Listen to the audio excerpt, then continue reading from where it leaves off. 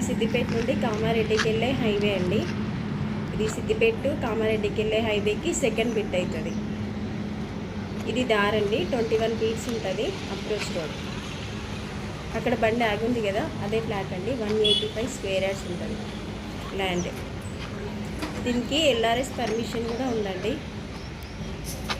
ఇది ల్యాండ్ అండి. ఇది ఓపెన్ ప్లాట్, 185 స్క్వేర్ యార్డ్స్ అండి. ఇది ల్యాండ్.